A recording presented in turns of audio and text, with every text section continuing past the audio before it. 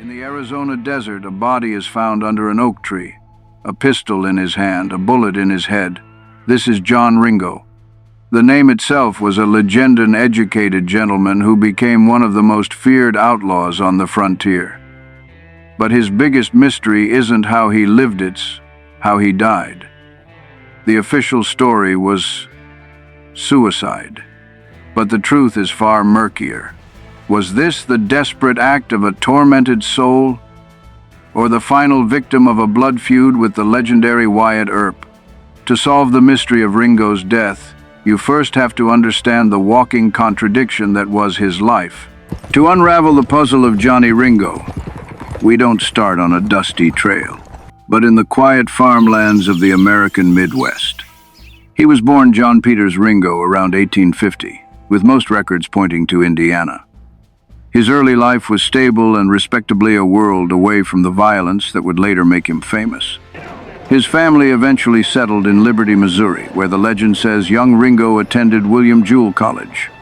Now, historians debate this. There's no solid proof he ever graduated from college, and it's more likely he was just an intensely well-read man. But the fact remains. Even his enemies admitted he was articulate and intelligent, and it made him stand out. This picture of a refined young man is shattered by a single horrific event. In 1864, when he was just 14, Ringo was on a wagon train to California when his father, Martin Ringo, died in a freak accident, suffering a fatal shotgun blast to the head. The family had to bury him on the side of the trail and keep moving. You can't overstate the trauma that must have inflicted on a young boy. Many believe this was the moment that forged the man to come a boy forced into adulthood, forever haunted by the specter of sudden, brutal violence. After that, Ringo's path took a sharp turn. By 1869, he'd left his family and made his way to Texas, a place overflowing with danger and conflict. It was here, in the rough world of the Texas frontier, that the educated young man from back east began his transformation. The world of books was about to be replaced by the world of the gun. By the 1870s, Ringo was in Texas, right in the middle of a vicious feud called the Mason County War. Locals called it the Hudoo War. This wasn't a disagreement, it was a nasty, spiraling cycle of revenge killings between German ranchers and American cattlemen. Ringo picked a side, and when his friend was ambushed, his response was swift and absolute.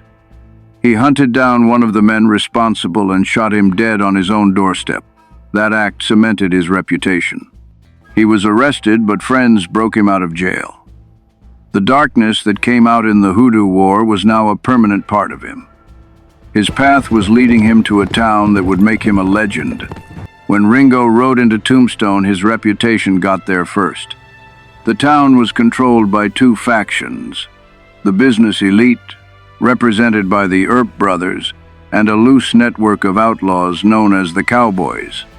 Ringo, with his brooding intelligence, quickly became their unofficial king.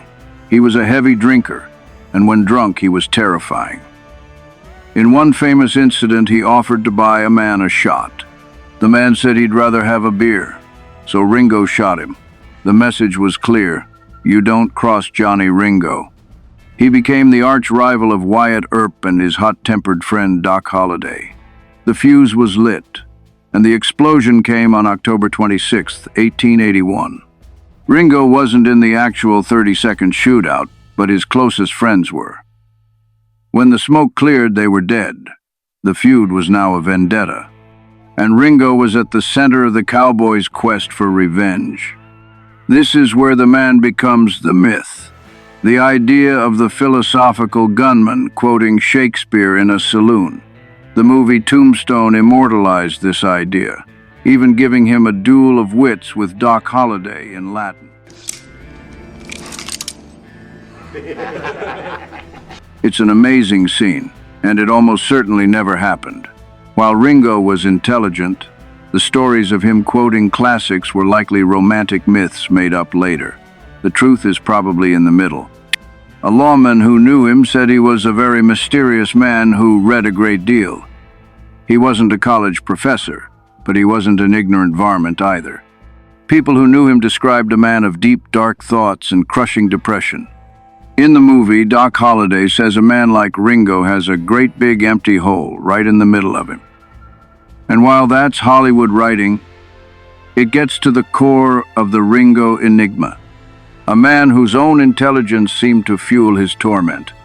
The stage was now set for a final bloody showdown between the Cowboys led by Ringo and the Earp posse. But the ending to this story isn't what you think. Before we get to the strange and mysterious death of Johnny Ringo, if you're fascinated by the hidden stories of the Old West, hit that subscribe button and ring the bell so you don't miss our next deep dive. After his brothers were ambushed, Wyatt Earp went on a rampage.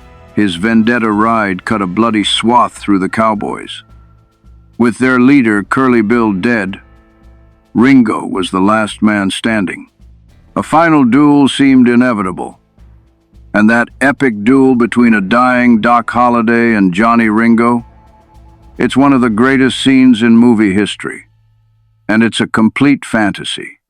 Court records prove Doc was in a Colorado jail when Ringo died. The climactic showdown never happened. Johnny Ringo's end was far stranger and much more lonely. July 1882.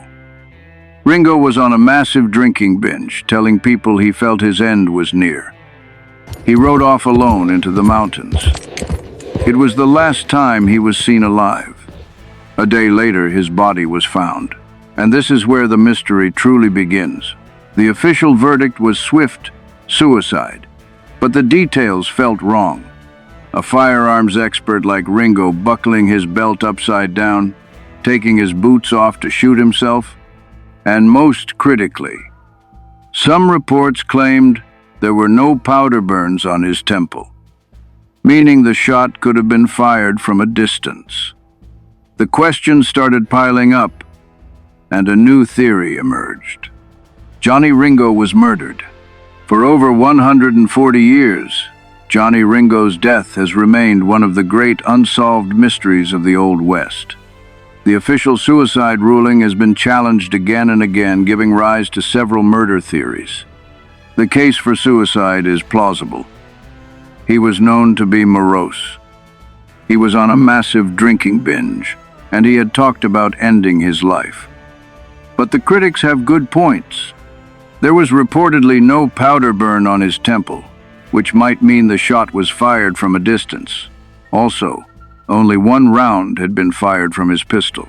And why would a man take off his boots to shoot himself? This leads us to the most popular murder theory. Wyatt Earp did it. In this version, Earp secretly slipped back into Arizona, hunted Ringo down, and killed him as the final act of his vendetta ride. Earp himself even told this story to some people late in his life. The problem is, his timeline was all wrong. Earp claimed he killed Ringo months before Ringo actually died. Supporters say he just mixed up the dates, but critics say it was a self-serving lie to add another notch to his legendary belt. Then there's the Doc Holliday theory, which we know is pure fiction. Other suspects have been named over the years.